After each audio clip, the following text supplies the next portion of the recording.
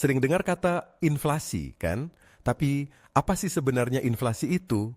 Nah, di video kali ini kita bakal ngobrolin tentang inflasi dengan cara yang mudah dimengerti. Jadi, siap-siap ya. Inflasi itu singkatnya adalah kenaikan harga barang dan jasa secara umum dalam jangka waktu tertentu. Jadi, kalau harga barang yang biasanya murah, tiba-tiba naik terus, itulah yang disebut inflasi. Contohnya, dulu kamu bisa beli es krim dengan harga 5.000, tapi sekarang harganya jadi 7.000. Nah, itu bisa jadi akibat inflasi. Kenapa inflasi bisa terjadi? Kok bisa ya harga barang jadi lebih mahal? Nah, inflasi bisa terjadi karena beberapa hal, teman-teman. Ada beberapa penyebab utama yang membuat harga-harga barang dan jasa naik. 1. Permintaan lebih banyak dari penawaran. Misalnya, kalau banyak orang yang mau beli sesuatu tapi barangnya sedikit, otomatis harga barang itu akan naik. Itu namanya inflasi karena permintaan lebih tinggi daripada penawaran. Coba bayangin aja kalau semua orang mau beli es krim, tapi stoknya terbatas, pasti harganya jadi naik kan? 2. Biaya produksi yang meningkat. Kalau biaya untuk membuat barang itu naik, misalnya harga bahan baku atau gaji pekerja naik, produsen pasti akan menaikkan harga barangnya. Jadi, misalnya harga sayur atau beras naik, itu bisa jadi karena biaya produksi yang makin tinggi. 3. Mata uang yang terdevaluasi. Kadang, inflasi bisa terjadi kalau nilai uang di negara kita menurun. Misalnya, kalau kita mau beli barang dari luar negeri, harga barang itu jadi lebih mahal. Kenapa?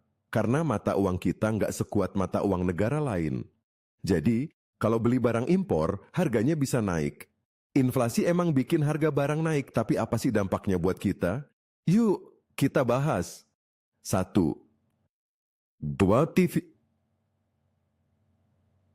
Harga barang jadi lebih mahal.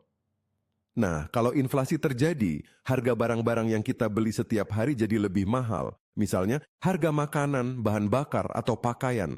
Kalau harga barang naik, uang yang kita punya jadi nggak cukup buat beli barang sebanyak dulu. Jadinya, kita jadi lebih hati-hati dalam belanja. 2. Pendapatan tidak ikut naik. Bayangin aja, kalau gaji kamu tetap 3 juta per bulan, tapi harga barang naik terus, ya uang yang kamu dapat nggak cukup buat beli semua kebutuhan. Ini bisa bikin hidup jadi lebih sulit, terutama buat yang gajinya nggak naik. Inflasi bisa mempengaruhi daya beli kita, yaitu kemampuan kita untuk membeli barang dan jasa. 3. Penyimpanan uang jadi tidak menguntungkan. Kalau uang kita disimpan dalam bentuk tabungan tanpa ada bunga yang cukup tinggi, nilainya bisa turun karena inflasi. Contohnya, 1 juta yang kamu simpan tahun lalu, tahun depan bisa jadi nilainya lebih kecil karena harga barang naik. Jadi, uang yang kita simpan di bank bisa makan inflasi, kecuali kalau ada bunga yang cukup tinggi. Nah, sekarang kamu pasti mikir, lah gimana dong supaya inflasi nggak bikin masalah? Tenang, pemerintah punya beberapa cara buat mengatasi inflasi. Loh, 1. Meningkatkan produksi barang. Pemerintah bisa bantu meningkatkan jumlah barang yang diproduksi di dalam negeri, jadi pasokan barang lebih banyak dan harga barang nggak naik terlalu cepat. 2. Mengatur harga barang tertentu. Pemerintah bisa menetapkan harga barang tertentu supaya nggak naik terlalu cepat, seperti harga bahan pokok atau kebutuhan sehari-hari, misalnya harga beras dan minyak goreng. 3. Mengatur kebijakan uang. Bank Indonesia misalnya bisa mengatur jumlah uang yang beredar di masyarakat. Kalau uang beredar terlalu banyak, inflasi bisa naik. Jadi mereka bisa mengatur itu supaya inflasi tetap terjaga.